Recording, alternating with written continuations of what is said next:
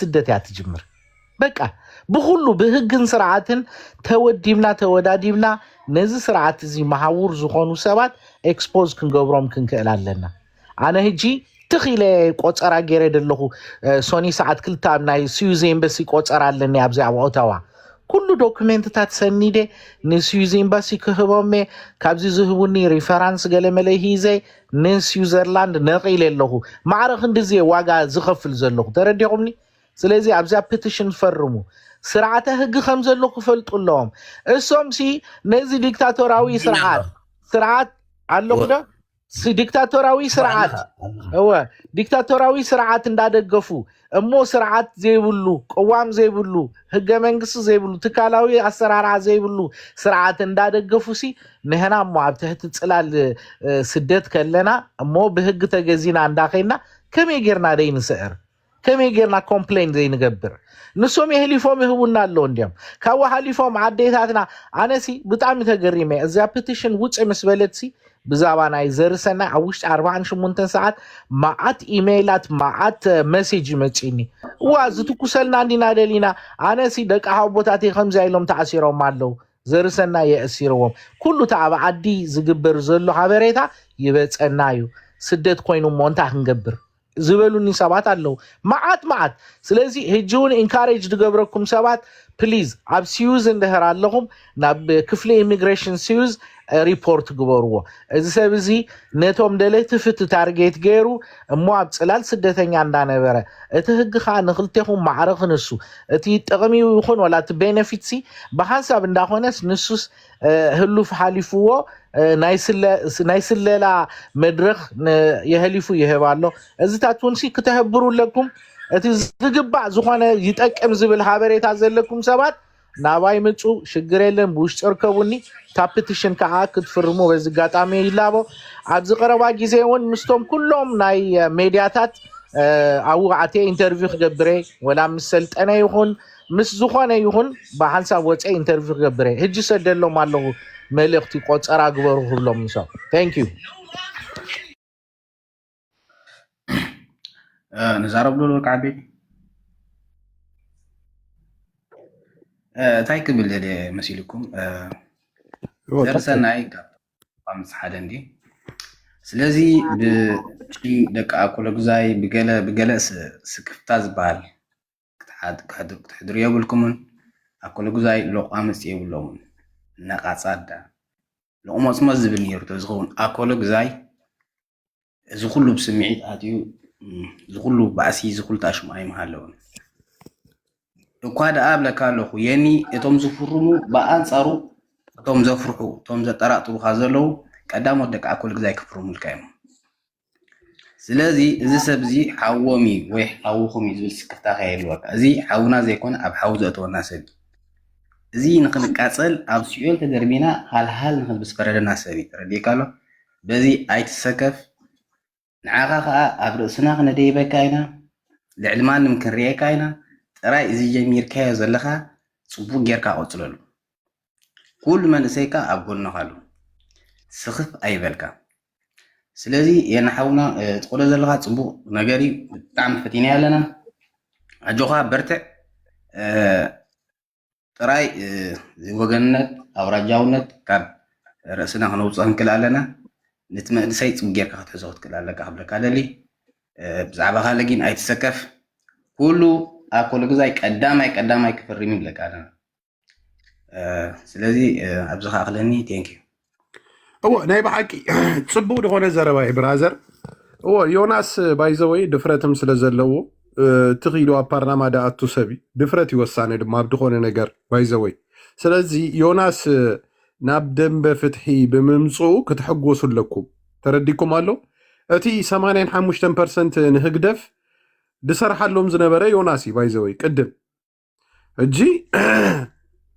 ኣብ ደንበ ፍትሒ ድማ ክመፅእ ከሎ ሚቲ ካብ ሚቲ ክሰርሓልኩም እዩ ማለት እዩ ሕጂ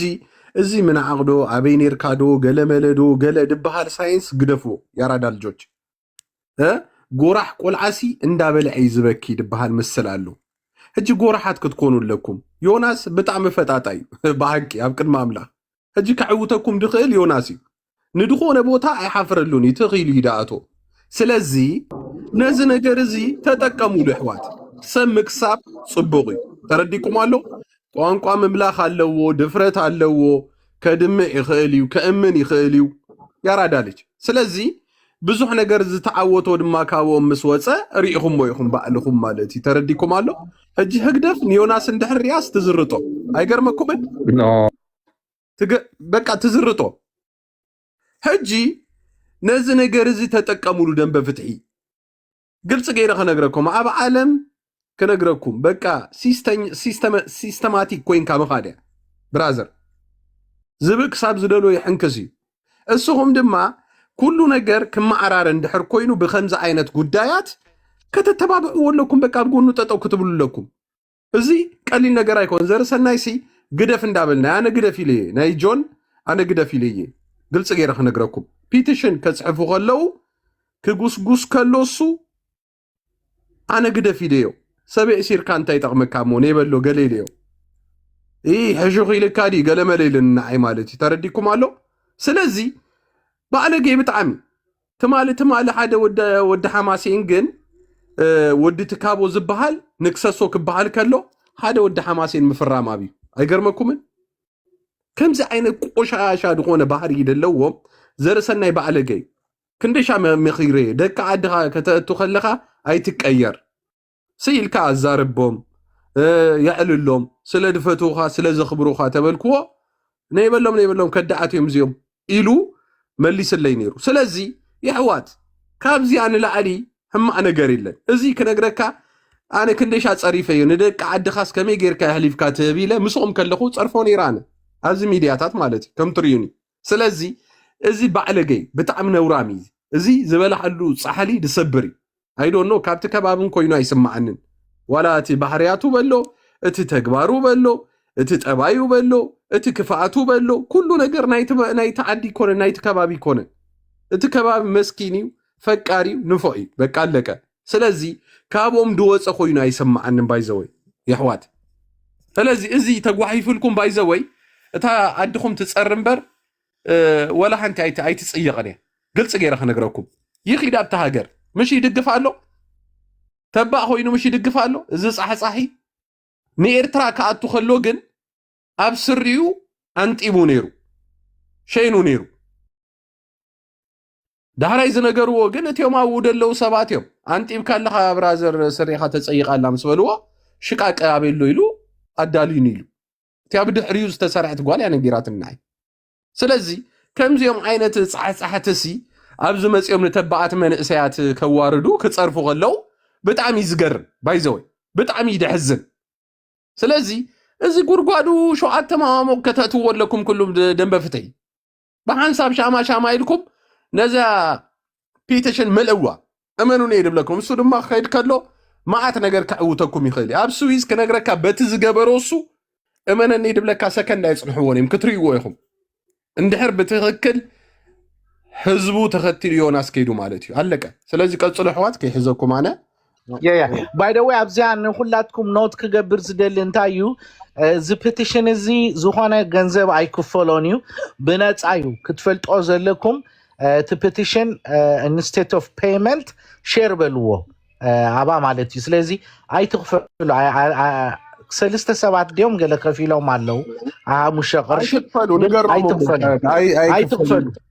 ኣይክፈልን እዩ ነፃ እዩ ሼር ጥራይ ግበሮ ኣብ ኩሉ ሶሻል ሜድያ ሼር ግበሮ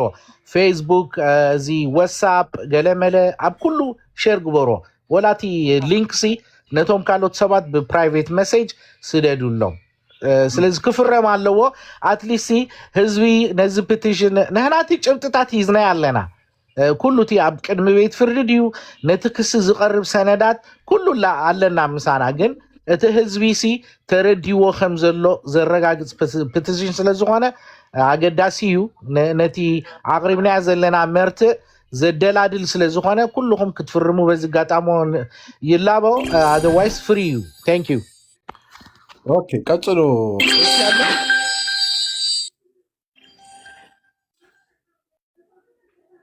ቀፅሎ ሕይወት ደይ ተዛረብኩም ሰባት ቀፅሉ ተዛረቡ ካሚቱ ጾሞ ካሚቱ ጾ ኣለኹ ዶ ኣነ ሚኪዚ በዓልና ንበዓልና ዝብል ወዲ ኣብዚ በዓሉ ንበዓሉ ዝብል ደሎሲ ኖ ኣይዛረብን ይደሎ ደቂሱ ዘሎ መስለኒ ኣውፃዮ ያ መን ይድብል ደሎ እዚ በዓልና እዚ በዓልና ንበዓልና ማለት ሰባይተቱ ኣሕዋት እናረኺብና ኢልኩም ሰባይተቱ ሃራይዶ ሪፖርት ክብሉ ስለዝኽእሉ ያ ንፋኣት ታብታብ ግበሩ ድማ ታብታብ ኮፒ ሊንክ ግበር ያራዳ ልጅ ኣብ ታሕቲ ደለኻ ስኢልካ ኣብ ዓራትካ ተጋዲምካ ዝመስል ጮማ ዘረባ እንዳሃብናካሲ እንታይ ኾንካ ታብዳብ ደይ ትገብር እንታይ ካ ትፈዝዝ ደለኻ ህዝቢ ኤርትራ ታብታብ ግበር ተንቀሳቀስ ያራዳ ልጅ ኢድካ እንድሕር ዘይተንቀሳቂሱ ዶክተር እኮ የዝዘካ እዩ ኢድካ ሳፃብዕትኻሲ አንቀሳቀሰን ይብለካ እዩ ስለዚ ተጠቀሙሉ ኣሕዋት ኢድኩም እንዳንቀሳቀስኩም ሰብ ከእቱ እየ እወ ቴንኪዩ ሶፊ ዋው እወ ሼር ኮፒ ሊንክ ገለመለ ግበሩ ያራዳ ልጆች ወይለይ ኣብዚ ዓንገረር ንብል ደለና እኮ ንዓኻ ፍትሒ ክትረክብ ኢልና ኢና ብራዘር ዝፀገቡ ሰባት ድማ ከነንፍሶ ቢልና ኢና ኣብዚ መፂና ዝሓበጠ ጎማ ብንእሽተይ እሾክ ጌርካ ኢኻ ተንፍሳ ሕጂ ዘርሰናይ ገፁ ሓቢጡ ርእሱ ሓቢጡ ዳቢስቱ ሓቢጡ ዓይኑ ሓቢጡ እዚ ሕማሚ ኢና ንብሎ ደለና ከንዐ ኣብ ኤርትራ ወሲድናሲ በቃ ክንፍውሶ ኢና ንብል ደለና ህዝቢ ኤርትራ ክንፍውሶ ናብ ኤርትራ ወሲድና ክንፍውሶ ኢና ንብል ደለና እወ ዝደሓበጠ ገፅ ዝደሓበፀ ዳቢስታ እዝኑ ረኣዮ ወይለይ ሰብ እንዳቀተልካ ዶ ከምዚ ይንፋሕ ይሰብ ሰብ ቀቲልካስ ሰብ እንዳዋረድካስ ሰብ እንዳናሸኻስ ናይ ሰብ እንዳእሰርካስ ከምዚ ተሓጥር እንታይ ይበሃላታ ከመይ ዓይነት ሽፎ እንዲረክብ ደሎ ዝወዲ እዚ ስለዚ ኣሕዋት ኣብ ግቡኡ ብግቡኡ ክረክብ ኣለዎ ኢና ንብል ደለና ስለዚ ታብታብ ግበሩ ታብታብ ግበሩ እወ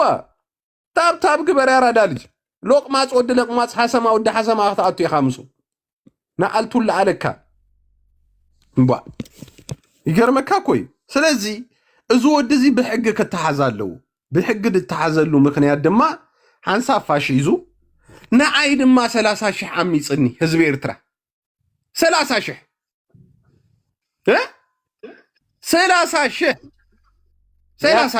ንርሶታ 30,000 እሞ ከዚሉ ገንዘብ ዘዋፅኡ ክስታይ እቲኣ ኣብ ኤርትራ ኣትዩ ከሎ ኣብ ንዑልቶ ኮይኑ ነይሩ ታባ ታቤላ ዘለዋ ሪእዋ ነይሩ ቪድዮ ምስክርነት ክትኮነካ ኤርትራ ከም ዝኣተዎ ማለት እዩ ትክክል ኩሉ እቲ ቪድዮታት አንቶ ይዛረቡ ነይሮም ሲ እቲ ኤርትራ ክትኣቱ ከለካ ከምዚ ገይሩ ጭብጢ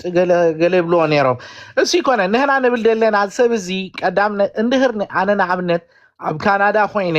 ብናይ ካናዳ ትራቨል ዶክመንት ኣብ ዝኾነ ሃገር ከይደ ካብኡ ድማ ኤርትራ እንድህር ኣተ ኣብ ኤርትራ ከም ዘለኹ እንድህር ተፈሊጡ ኣማ ከላይ ድጥረስ እቲ ኣሳለም ናቴ ወረቐት እዮም ዳሃድጉኒ ዜግነት እንድህር ኣለካ ግን ከምድላይካ ዜጋ ናይ ካናዳ ኢኻ ኣብ ወላ ኤርትራ ይኹን ኣብ ኩሉ ሃገር ክትከይድ ትኽእል ኢኻ የጠንቅቑካ እዮም ስዊዝካ ብጀካ ኤርትራ ኣብ ኩሉ ሃገር ክትከይድ ትኽእል ኢኻ እዮም ኢሎም ወረቐት ድውሃ እዚ ከዓ 3-4 ግዜ ካ ኤርትራ ከይዱ እዩ ብሙሉ እዚ ኣብ ዩቲብ ትሪኦ ዘለካ ቪድዮታት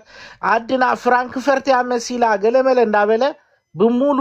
ኣነ ኣብ ፍላሽ ዳውንሎድ ገይረ ወላ እንተውሪዶሞ እዚ ኩሉ ኣብ ዩቲብ ኣብ ገለ ደሎሲ እንተውሪዶሞ ትርጉም የብሉን ኦልሬዲ ቀደም ዳውንሎድ ገይረ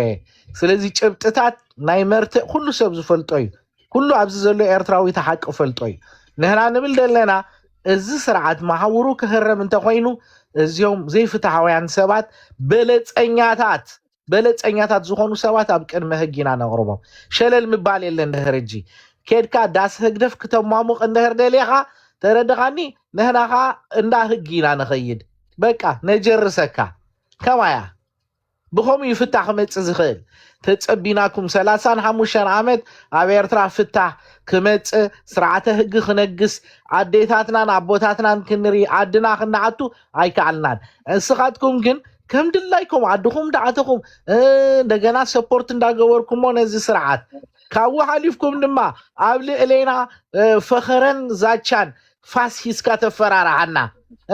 ተቃዋማይ ትብለና ዓድጊ ትብለና ድላይካ ትፀርፈና በዚኻ ከይድካ ነዚ ስርዓት ትድግፎ ስለዚ ንህናኻ መሰል ናይ ስደተኛ ከማ ናይ ተኸበረናን ዘሎ ኢልና ክንከሰካ ኢና ቻው ባዕኻ ኣምፂናካ ኣለና ومثلنا كم سدتنيا همان كوينا كنبر أي كعلنا ناب سدت أفقدوا بوتانا متسو هقدفاويان يشجرون الله عند خان عايز هقدف معور كوينو زلو دما زرسنا يو ገንዘብ ሂዙ ይኸይዲና በኤርትራ ናይ ስልያ ዶክመንት ሂዙ ኸይዲው ብኾሚ ብዙሓት ሰባት ኤምባሲታት ገንዘብ ጠርኒፉ ካብ ስዊዝ ድኸይደሎ እሱ እዩ ባይዘው ንሱ እወ ንሱ ዓሰርተ ግዜ ናይ ኤርትራ ዝመላለስ ደሎ ናይ ስለላን ካለ ነገራት ዝገብር ከይዱ ተመኺሩ ይድመጽእ ኣነ ብለኩም ኣለኹ ብሓቂ ወረቐት ጽሒፎም ዝሃብዎ ይዘንብብ that's all ሃንተ ክገብር ኣይክእልን እዩ هدف كاتو فلتوهم تتقيمهم يوم زدروا يا خا ناي بحكي بقى كم زي ترى شباب انت نارجيوني اذا እንዳለ ድምጹን ብቻ አሰማው ምን እንዳለ አብዚ ከሰምዑ ደለ ማለው ታህቲ يا او خلا يا خس معكم نهي صنا